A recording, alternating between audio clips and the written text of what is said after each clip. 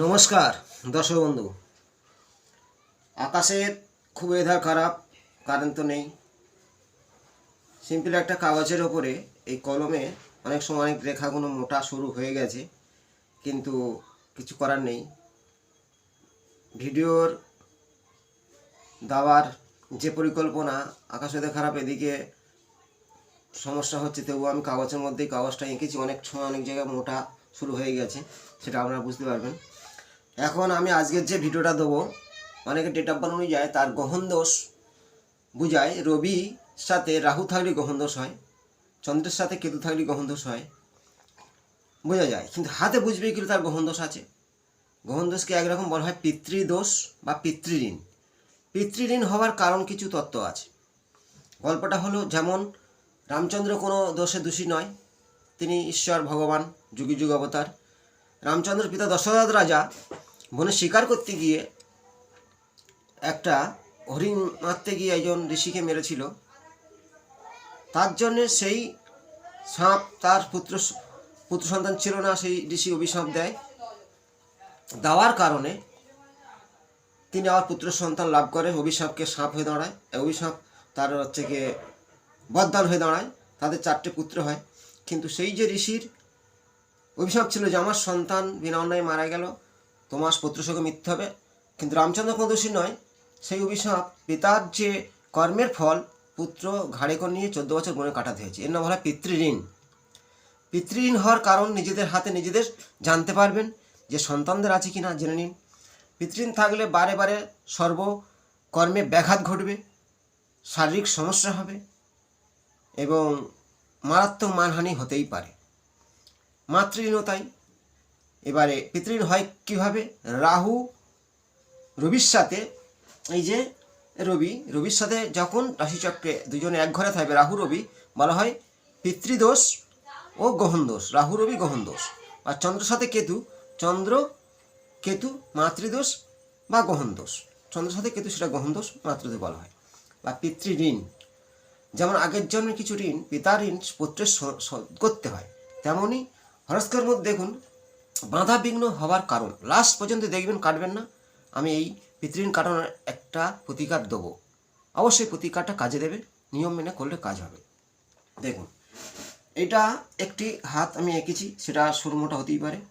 এই যেটা শুক্রের স্থান, রাহু স্থান। এই রাহুকে এর আগে আমি জানিয়েছিলাম, যেমন রাহু আড়ে রেখাকে রাহু রেখা বলা হয়। কোনো স্থান নেই, যেখানে খুশি এটাকে নিম্ন মঙ্গল বলা হয়, কিন্তু রাহু স্থান ধরা হয়। অনেক সময় রাহু স্থান এখানে ধরা হয়, কেতু এখানে ধরা হয়। কিন্তু রাহু রাশিচক্রে যেমন যে কোনো জায়গা সে মানে যেতেই পারে, যে কোনো ঘোষণ যুক্ত হতে পারে চলাকালীন, তেমনই সেই রাহু প্রতিক্রিয়াটা আমাদের কিছুটা জানাবো। আড়ে রেখা মানে রাহু রেখা। এই যে আড়ভাবে রেখা, এই আড়ে রেখা, এটাকে রাহু রেখা বলা হয়। যেখানে যে রেখা কাটবে রাহুর দ্বারাই ছিন্ন হলো, রাহু তাকে গ্রাস করলো, রাহু তাকে বাধা সৃষ্টি করছে। তেমনই দেখাবো এই শুক্রের স্থান, রাহু স্থান, বৃহস্পতি স্থান, শনি স্থান, রবি স্থান, বুধের স্থান, এটা মঙ্গলের স্থান, এটা চন্দ্রের স্থান, এটা চন্দ্র। এই মাউন্টটা চন্দ্রকে ধরা হয়, এটা মঙ্গলকে ধরা হয়। তেমনি এই যে রবি আমাদের কী দেয়? পিতা। রবি মানে পিতা, সূর্য, যা থেকে সব কিছু সৃষ্টি হয়, তার নাম হলো সবিতা। যদি আমার রবি রেখা না থাকে, জীবনে সব কিছু থেকে জীবনটা ব্যর্থ। আগের ভিডিও আমি বলেছি, ভাগ্যরেখা থেকেও রবি রেখার দাম খুব গুরুত্ব। রবি রেখা না থাকলে জীবন ব্যর্থ হয় এবং সব কিছু থেকে কিছু নেই, নিরাশ জীবন বলা হয়। তেমনই এই ধরো রবি রেখা আছে, তার যশ সম্মান, সরকারি চাকুরি নির্দেশ করে, বড় বিজনেস, পাথর কাঠ বিজনেস ও রাজনীতির রবির যশ সম্মানের নির্দেশ করে, পিতার সাপোর্ট বোঝায়। কিন্তু এই রবি রেখাকে যদি এই রাহু স্থান থেকে কোনো রেখা এইভাবে এসে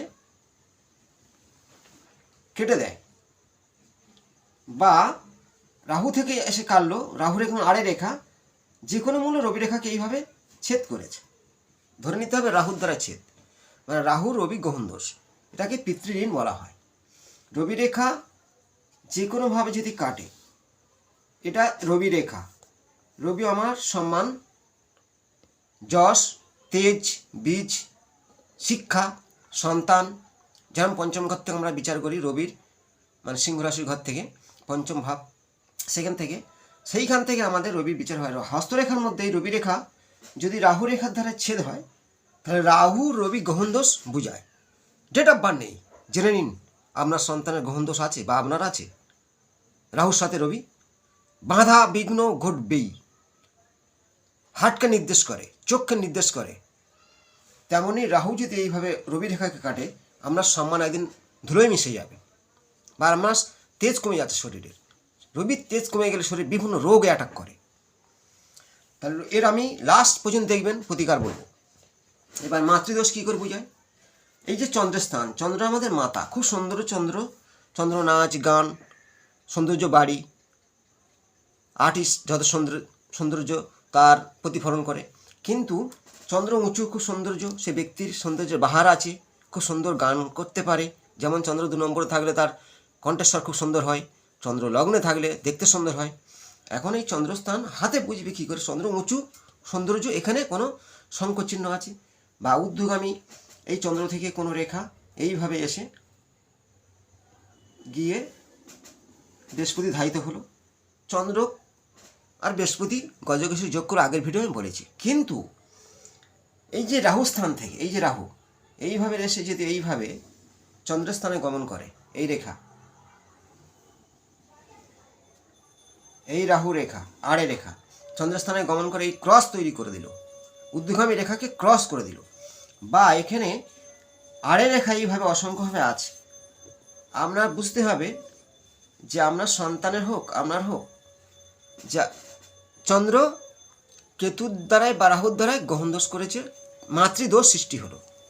তাদের শ্বাসকষ্ট, শরীর দুর্বলতা, মন চঞ্চল, চন্দ্র মানে মন, পাগলও হতে পারে, ব্রেনের কোনো সমস্যা হতে পারে। এই ধরনের রাহুস্থান থেকে রেখা যদি এইভাবে ছেদ করে দেয়, এই যে ঊর্ধ্বগামী রেখাকে এইভাবে ছেদ করে দেয়, অসংখ্য রেখা আয়ু রেখাকে কেটে দেয়, এই যে চন্দ্র রেখাকে কেটে, চন্দ্র রেখা নেই, চন্দ্রস্থানকে গমন করে আরোভাবে রেখার দ্বারায় ঊর্ধ্বগামী কোনো রেখা কেটেছে। যেমন এই বোঝালাম যে রাহুস্থান থেকে রবি রেখাকে কেটেছে, এটা রবি রেখা, রবি রেখা এসে মাতৃরেখায় স্পর্শ করেছে, মানে রবি ও মাতৃরেখার সাহায্য পাবে। হৃদরেখা, সৌন্দর্য রবি রেখা যার সমান আছে, কিন্তু রেখার দ্বারাই ছেদ করলে অবশ্যই জানতে হবে যে আপনার গ্রহণদোষ হয়েছে বা মান সম্মান ধুলে মিশে যাচ্ছে। কারণটা এটাই, চন্দ্র পীড়িত হলো কেতুর দ্বারায়, রাহুর দ্বারায় রবি পীড়িত হলো, পীড়িত গ্রহ। মানে ছকে যেমন রাহু দ্বারায় রবি পীড়িত বা কেতুর দ্বারায় চন্দ্র পীড়িত হলো। চন্দ্র কেতু গ্রহণদোষ, রাহু রবি গ্রহণদোষ হতেই পারে। এটা বলা হয় ঋণ পাপ, এটাকে আবার বলা হয় ঋণ পাপ। রবি রেখা ছেদ করলে, কোনো রেখার দ্বারা এইভাবে কাটলে সেটাকে রাহু রেখা বলা হয়। যেমন আগের ভিডিও বলছি মঙ্গল শুক্র ভঙ্গদোষ, কিন্তু আমি এখানে শুক্র স্থানে দেখাতে বলেছি কেন, আড়ে রেখার জন্য বলেছি যে আড়ে রেখা মানে রাহু, রাহু মঙ্গলদোষ সৃষ্টি করবে, ভঙ্গদোষ সৃষ্টি করবে। শুক্র রাহু ভঙ্গদোষ সৃষ্টি করবে, শুক্র ওর মঙ্গল ভঙ্গদোষ সৃষ্টি করে, শুক্র মঙ্গল ভঙ্গদোষ সৃষ্টি করে। রাহু আড়ে রেখার দ্বারায় জাল তৈরি করে, রাহু সিম্বল জাল, মানে জালে জড়িয়ে দেবে তাকে। হস্তরেখা বিচার খুবই সমুদ্রের মতো, আমি এক এক করে জানাচ্ছি। আজ বিষয়টা শুধু খালি চন্দ্র মাতৃদোষ হওয়ার কারণ বা পিতৃদোষ হওয়ার কারণ, এটাকে পিতৃদোষ বলা হয়, মাতৃদোষ বলা হয় এবং পিতৃঋণ বলা হয়, মাতৃঋণ বলা হয়। সেই কারণে যে গল্পটা আমি আগে শোনালাম, তেমনই আপনি কোনো দোষে দোষী নয়, কেন এই জিনিসগুলো ঘটে, আগের জন্মের কিছু ক্রিয়া কার্যের জন্যে এই জিনিসগুলো ঘটে। রবি রেখা ছেদ, তোমার জীবনটা অন্ধকার, অন্ধকারের জীবন। রবি রেখা না থাকলে তাকে বলা হয় সেই ব্যক্তির অন্ধকারের জীবন, সব কিছু থেকে কিছু নেই। অনেক সময় ভাগ্যরেখা থাকুক বা নাই থাকুক, রবি রেখার প্রয়োজন। ভাগ্যরেখা আছে, ভাগ্যরেখা মানে শনি রেখা বলা হয়, ঊর্ধ্বগামী ঊর্ধ্বরেখা। কিন্তু রবি রেখা যে এই রেখা ডিপ সৌন্দর্য আছে, এই রেখা রবি রেখা যদি এইভাবে এসে এই যে ভাগ্যরেখাকে স্পর্শ করেছে, চন্দ্ররেখা মানে চন্দ্র থেকে উঠেছে ভাগ্যরেখা, বৃহস্পতি কেমন খুবই ভালো। কিন্তু এই রবি রেখা ভাগ্যরেখাকে স্পর্শ করলে এখানে র্যাঙ্গেল তৈরি হয়, সে প্রচুর অর্থের মালিক হবে, কোটি কোটি টাকার মালিক হবে। কিন্তু এই রাহু রেখা এইখান থেকে এসে যদি এই অ্যাঙ্গেল কাটে, রবি রেখাকে ছেদ করে, ভালো করে বুঝুন। এই রবিরেখাকে ছেদ করেছে, এই রবিরেখাকে ছেদ করেছে, এইভাবে রবিরেখা ছেদ করেছে। প্রথমে বুঝাই, আড়ে রেখা মানে রাহু রেখা, যেখানে সেখানে কাটতেই পারে। এই যে আয়ু রেখা কাটলো মানে জীবন রেখা কাটলো, শারীরিক ক্ষতি। শ্রীরেখা কাটলো, মনের উপর চাপ। ভাগ্যকে দমিয়ে দিল। এবং হৃদরেখা কাটলো, তার সমস্যা শারীরিক হলো। এবং রবি রেখা কাটলো, মানহানি হলো, সর্বকাজে বাধা। মিলান, আপনার সর্বকাজে বাধা হওয়ার কারণ কি? মন মানসিকতা ভালো নেই। এই যে ঊর্ধ্বগামী রেখা কেটেছে, চন্দ্র থেকে গিয়েছে, বা চন্দ্র আয়ু রেখা এসে রাহু এসে আড়ে রেখা বলা হয়। এই যে ঊর্ধ্বগামী রেখা চন্দ্রের স্থানে গমন করেছে, আড়ে কিছু রেখার দ্বারা চন্দ্রস্থানে ছিন্ন বিচ্ছিন্ন জাল তৈরি হয়ে গেছে। ধরে নিতে হবে রাহুর দ্বারায় চন্দ্র পীড়িত হয়ে গেছে, বা কেতুর দ্বারায়। রাহু মুখ, নিষ্ঠা হলো কেতু। কিন্তু রাহু কেতু যেমন এর বড় গল্প, সুধা খাওয়ার গল্প, যে ওরা সুধা বন্টনের সময় সুধা খেয়েছিল, গলার ওপারে যায়নি, বিষ্ণু চক্র দ্বারা কেটে দেওয়ার পরে টুঁটি থেকে মুখটা হলো রাহু, নিষ্ঠা হলো কেতু। তাই কেতুর কোনো দৃষ্টি নেই, কীর্তি হলো অন্ধ। রাহুর কিন্তু দৃষ্টি আছে। রাহু যাকে গ্রাস করে বলা হয় সব কিছু শেষ করে দিতে পারে, আবার রাহু উচ্চ র্যাঙ্কে তুলতে পারে। কিন্তু এই আমি আজ যে ভিডিও দেখালাম, রবি রাহু গ্রহণদোষ হরস্কোপে বোঝানো হয়, চন্দ্র কেতু গ্রহণদোষ বোঝানো হয়। এটাকে পিতৃণ বলা হয়, পিতৃদোষ বলা হয়, মাতৃণ বা মাতৃদোষ। আগের জন্মের কিছু ক্রিয়া। মানুষ অনেকে বলে আমি এই জন্মে কোনো খারাপ কাজ করিনি, আমার কেন বাধা বিঘ্ন হচ্ছে, সমস্যা হচ্ছে। কিছু কিছু ক্রিয়া আছে, অনেকে বিশ্বাস করে না যে আগের জন্মে কিছু কর্মের ফল থাকে। আবার পিতার কর্মের ফল পুত্রের ভোগ্যতা। যেমন পিতা ব্যাংকে থেকে 10 কোটি টাকা ঋণ নিল, সন্তান সে ব্যবসা করতে ডুবে গেল, সন্তান কিন্তু সেই দোষী নয়, তার ব্যাংক ছাড়বে না, তার উপর এসে সেই দায়ভারটা পড়ে। তেমনই পিতার যে কিছু ভুলের কারণে সন্তানের উপর পড়ার কারণ এখানে এই গ্রহণদোষের পিতৃদোষ হওয়ার কারণ। আর এই ধরনের যদি কারোর রাহুরেখা কেটে থাকে, এই রবিরেখাকে ছেদ করে থাকে, আপনার বারে বারে সর্বকাজে বাধা। মিলান, যে বয়সে কাটছে এই রেখাটা, সেই বয়সে আমরা বাধা সৃষ্টি হচ্ছে। এটা 100 বছরের স্কেল আয়ু রেখাটা, সেই বয়সে আমরা বাধা হচ্ছে, সেই বয়সে আমরা বাধা হচ্ছে। ধরো এখানে দেখাচ্ছে 25, এখানে দেখাচ্ছে 40, এখানে হচ্ছে 50। এই 50 বছর আমরা বাধা বিঘ্ন জীবনটা কাটলো।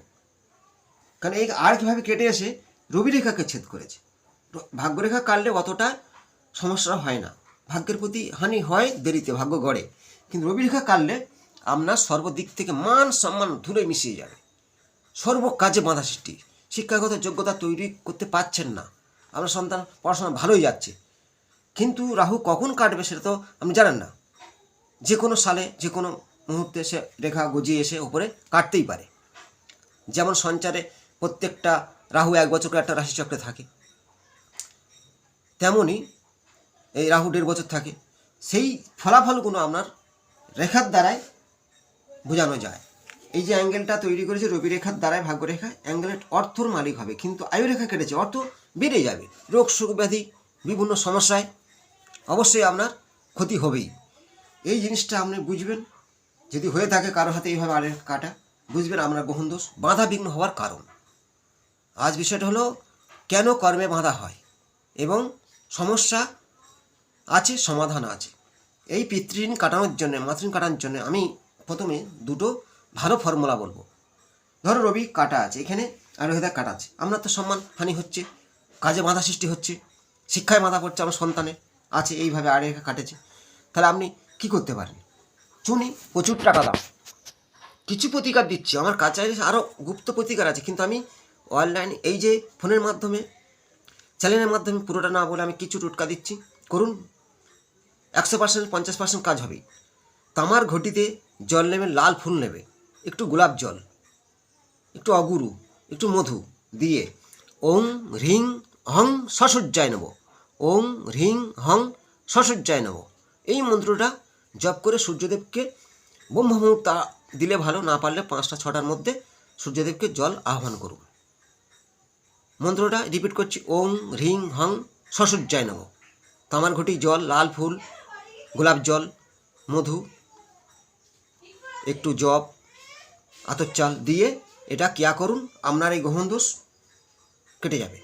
এবং রবিবার দিনকে শুভ যোগে সৌভাগ্য যোগ ধরে রবিবার দিন বিল্ল গাছের মূল আপনার লাল সুতো দিয়ে ডান হাতে ধারণ করুন। নারী হলে বাঁ হাতে, পুরুষ হলে ডান হাতে। কার্যকরী হবে। এবং এই যে চন্দ্র মাতৃদোষ করেছে, চন্দ্র ডিস্টার্ব, সোমবার করে প্রতি সোমবার বেলপাতার উপরে বেলপাতা, তারপরে বেলপাতার উপরে সাদা চন্দন দিয়ে ওং লিখবেন। 3টে বেলপাতার উপরে ওং লিখে সেটা গঙ্গা জলে চুপিয়ে শিবের মাথায় দিয়ে ওং নমঃ শিবায় মন্ত্র জপ করবেন। পারলে শিবের গায়ত্রী মন্ত্র জপ করতে পারেন, মহামৃত্যুঞ্জয় মন্ত্র জপ করতে পারেন। প্রতি সোমবার আপনার মাতৃদোষ কেটে যাবে। ভালো মুক্ত পড়লে কাজ হবে। গাছের কথা বলছি, শ্বেতচন্দনের মূল ধারণ করুন, সাদা ড্রেস পরুন, সোমবার নিরামিষ খান, আর রবিবার নিরামিষ খাবেন। পিতৃদোষের জন্য, মাতৃদোষের জন্য সোমবার নিরামিষ খান, নিরামিষ সোমবার খাবেন, আর রবিবার নিরামিষ খাবেন। সূর্যদেবকে জল আহ্বান করবেন। এই যে মাতৃদোষ পিতৃদোষের যে আমি প্রতিকার দিলাম, করুন, কমেন্টে জানান কতটা ভালো থাকেন। আমার ফোন নম্বর ফোন করলে আরও আমি এর প্রতিক্রিয়া আরও ভালো ভালো জানাবো। সবাই এই ভিডিওটাকে শেয়ার করবেন, প্রত্যেকটা শেয়ার করবেন। আপনি জেনে চুকে বসে থাকবেন না, আর একজন ব্যক্তি জানুক, তার উপকার হোক।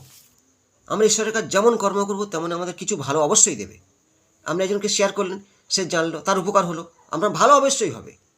আর প্রতিটা ভিডিও লাইক, শেয়ার, কমেন্ট করবেন, সাবস্ক্রাইব করে রাখবেন। প্রতিটা নতুন নতুন ভিডিও আপনার কাছে পৌঁছে যাবে। এবং ভালো থাকবেন সবাই। নমস্কার।